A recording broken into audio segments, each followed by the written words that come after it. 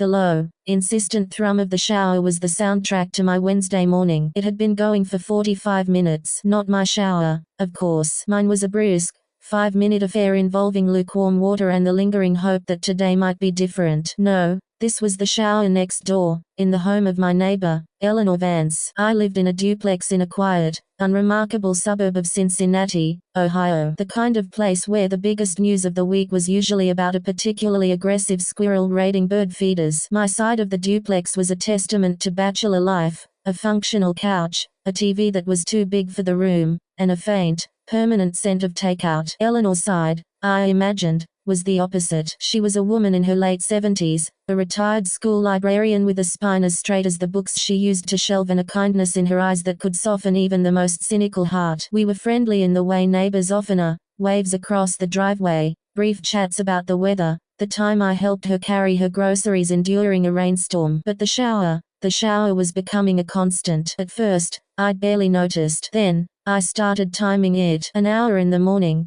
sometimes another in the evening. It wasn't the sound of someone luxuriating. There was no singing, no rhythmic changes in water pressure. It was just a steady, monotonous stream, a white noise of unease that seeped through the wall we shared. My name is Mark. I'm 34, an IT specialist who works remotely. I spend my days troubleshooting cloud servers and firewalls, solving problems that exist in the silent, digital ether. Concrete, human problems, those made me nervous. But after 2 solid weeks of this aquatic marathon, a different kind of worry began to override my social anxiety. This wasn't normal. This felt like a signal, a distress call transmitted through plumbing. One Tuesday, I saw Eleanor collecting her mail. She moved slower than usual, her hand trembling slightly as she pulled a stack of envelopes from the box. There was a fragility to her I hadn't seen before, a slight stoop in those proud shoulders. "Afternoon, Eleanor," I called out, walking over. "Everything okay?" She turned, forcing a bright smile that didn't quite reach her eyes. "Oh,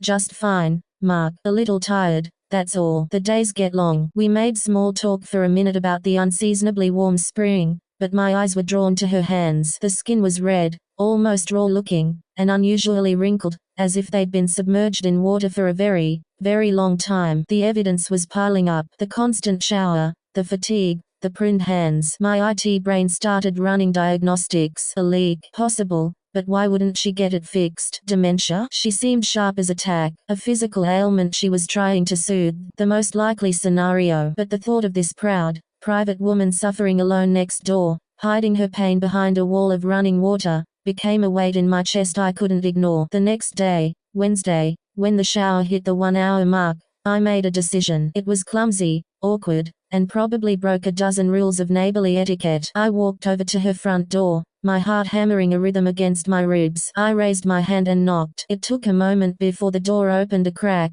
the chain still on. Eleanor peered out. She looked pale, her usually neat silver hair slightly disheveled. "Mark, is everything all right?" "Eleanor," I began, my voice tighter than I intended. I have a really strange question to ask, and I am so sorry if this is intrusive, I truly am. But I can hear your shower. It runs for a very long time, and are you okay?" The chain rattled and the door opened fully. She was wearing a simple house dress, and the scent of lavender and dampness wafted out. Her face, for a fleeting second, was a canvas of pure, unguarded exhaustion and shame. Then, the polite mask slid back into place. "Oh, goodness. I'm so sorry, Mark. Is the noise bothering you? I can try to be quieter." No, it's not the noise," I said quickly, my words tumbling over each other. "It's not that at all. I'm just worried about you. It doesn't seem normal. Please, if something's wrong, if you're in pain, maybe I can help." The kindness in her eyes welled up into something wet and shimmering. The mask crumbled. She looked down at her raw, wrinkled hands and a single tear traced a path down her cheek. "It's the knob," she whispered, her voice thick with a humiliation that felt physically painful to witness. "The shower knob. I can't turn it off." The simplicity of the problem, its sheer, mundane brutality, left me speechless. It wasn't a mysterious illness. It wasn't a mental decline. It was a stuck shower knob. "Come in," she said, stepping back. I followed her into her home. It was exactly as I'd imagined, tidy, smelling of lemon polish and old books, with framed photographs of smiling children and grandchildren on the walls. We walked down a short hallway to the bathroom. The door was open, and the sound of the shower was a roar in the confined space. The air was thick with steam. She pointed a trembling finger at the shower controls. It was an old setup, a single lever that you pulled to start the water and rotated to control the temperature. I can get it on just fine, she explained, her voice barely audible over the water. I set it to a nice warm temperature for my arthritis. But when I'm done, I don't have the strength in my hands to push it back and to stop the water. The seal is oiled, it's stuck. I have to wait for my daughter, Sarah, to come over after work to turn it off for me. Sometimes that's hours. I stared at the lever, a simple piece of chrome-plated brass. This was her prison. This was the reason she spent hours trapped in a running shower, her life dictated by the schedule of a relative. The sheer, helpless indignity of it all hit me like a punch. Eleanor, I said, my voice soft. I can fix that. It will take me 10 minutes. Her eyes widened. You can? But it's so embarrassing. Please, don't be embarrassed. This is what I do. I fixed things. It wasn't entirely true. I fixed code and network configurations, but the principle felt the same. Do you have a wrench? Maybe some pliers? She directed me to a small toolbox under the kitchen sink. It was a quaint set, clearly meant for minor household tasks. I grabbed an adjustable wrench and returned to the bathroom. The steam was condensing on the walls. I reached into the shower, the hot water spraying my arm, and gripped the base of the lever with the wrench. I applied steady, firm pressure, counterclockwise. With a loud, protesting screech of ancient threads, the entire valve assembly loosened. I shut off the water main for her house quickly at the street, drained the pipes, and then unscrewed the old cartridge. It was gummed up with decades of mineral deposits. The O-rings were brittle and flattened. No wonder she couldn't budge it. I'll be right back,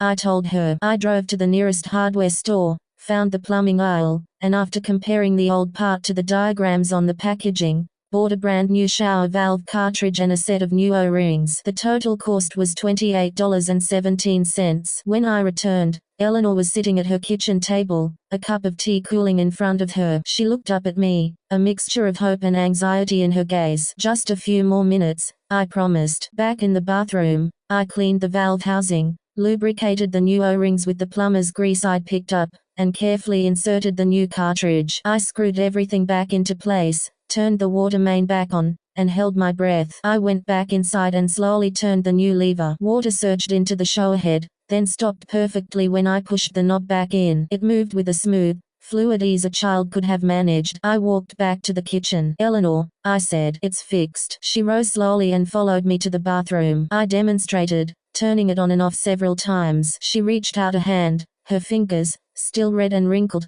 tentatively touching the lever. She pushed it. It clicked off effortlessly. The sound of the silence was profound. For the first time in weeks, there was no white noise, no relentless rush of water. In that silence, Eleanor Vance began to cry. Not the quiet, ashamed tears from before, but deep, body-racking sobs of relief. She put her face in her hands, and her shoulders shook. I stood there, feeling like an intruder on a profoundly private moment, but unable to leave. After a minute, she composed herself, wiping her eyes with a tissue from the box on the vanity. Mark, she said, her voice steady but thick with emotion. You have given me back my day. You have no idea. The dread, the constant counting of the hours until Sarah could come, the feeling of being a prisoner in my own bathroom, the water bill. She trailed off, shaking her head. Thank you so much. It was nothing, really, I mumbled, the classic male response to being thanked for a tangible task. To you, perhaps, she said, fixing me with those librarian eyes that saw right through to the core of things. To me, it was everything. That should have been the end of the story. The problem was solved. The neighbor was happy. Life should have returned to its quiet, predictable rhythm. But it didn't. That single, $28 repair was the first domino, and when it fell, it set in motion a chain of events that reshaped the very landscape of my life. The first shift was small. A few days later, Eleanor's daughter, Sarah, a warm, energetic woman in her 40s, showed up at my door with a freshly baked apple pie. My mum told me what you did, she said, her eyes glistening. You have no idea how much we've been worrying about her. She's so stubborn. She didn't want to bother anyone. Thank you for seeing her. We chatted for a while on my porch. She lived across town, had 2 teenagers, and a busy life. The guilt she carried for not being able to check on her mother more often was palpable. The stuck shower knob had been a symbol of that guilt for her, 2. The next shift was the casserole, then a batch of chocolate chip cookies. My bachelor diet of takeout was suddenly punctuated by homemade goodness. But it was more than the food. Eleanor started waving me over for more than just weather chats. She'd ask my opinion on a letter from her insurance company, or if I could look at her computer which was running slow. Fixing her computer led to me spending a whole afternoon at her kitchen table, transferring old family photos from dusty albums to a digital cloud drive. As we scanned picture after picture, she told me stories. She told me about Robert, her husband of 52 years who had passed away 5 years ago from cancer. She showed me pictures of their travels, of him building the garden shed in the backyard with his own hands. She spoke of the silence he left behind, a silence the running shower had, in a terrible way, helped to fill. I, in turn, found myself talking. I told her about my own life, about the quiet loneliness of remote work, about a recent breakup that had left me adrift, about the vague feeling that my life was happening on a screen while the real world passed me by. I was an IT guy, a problem solver, but I'd never solved a problem that truly mattered until her shower knob. She listened with a quiet, non-judgmental attention I hadn't experienced since talking to my own grandmother as a boy. One Saturday, she asked if I could help her with something in the backyard. Robert's garden, once his pride and joy, had become overgrown and wild. I look at it every day, she said, her voice wistful. It hurts my heart to see it like this, but it's too much for me now. I looked at the tangled mess of weeds, the rose bushes choked by vines, the patio stones green with moss. Another problem, a tangible one. I can help with that, I heard myself say. That weekend, I traded my keyboard for a pair of gardening gloves. I ripped out weeds, pruned bushes, and pressure washed the patio. It was hard, dirty, satisfying work. As I worked, Eleanor would bring me glasses of iced tea and sit on a porch chair, telling me what each plant was, where Robert had gotten it, the story behind every rose and every shrub. The garden, under the layers of neglect, was still beautiful. We uncovered it together. News travels fast in a suburb, even a quiet one. My small act of neighborly kindness did not go unnoticed. Mrs. Gable from 3 doors down saw me hauling bags of yard waste and asked if I could take a look at her garage door opener that was making a funny noise. Old Mr. Henderson from across the street wondered if I could help him program his new universal remote. I was no longer just Mark,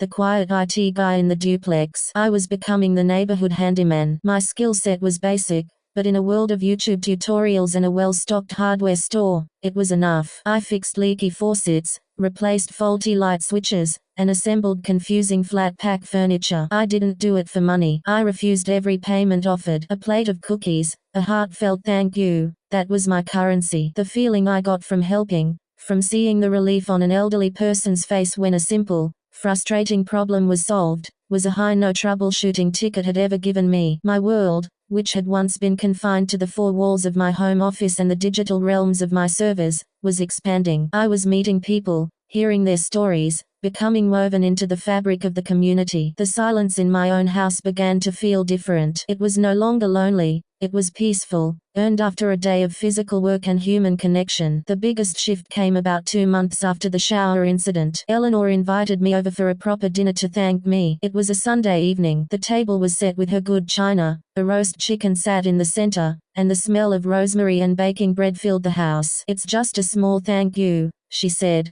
but her eyes were twinkling with a secret. We had just finished dessert, a sublime peach cobbler, when there was a knock at the door. That'll be Sarah, Eleanor said a little too casually. And she's brought a friend. Sarah came in, followed by a woman I'd never seen before. She was around my age, with kind, intelligent eyes and a warm, easy smile. She had a presence that was both calm and vibrant. Mark, this is my friend, Chloe, Sarah said. Chloe, this is the famous Mark my mum hasn't stopped talking about. Chloe laughed, a sound like wind chimes. The shower fixing, garden rescuing, computer whispering Mark. I've heard the legends. We shook hands, and I felt a jolt, a connection that was immediate and undeniable. The conversation flowed effortlessly. Chloe was a graphic designer who worked for a non-profit, loved old movies, and had a dry, witty sense of humor that kept me on my toes. She was, in a word, fascinating. Eleanor watched us with a subtle, satisfied smile. The matchmaker had struck. Chloe and I started dating. It was unlike any relationship I'd ever had. It was built not in noisy bars or through awkward app-based small talk,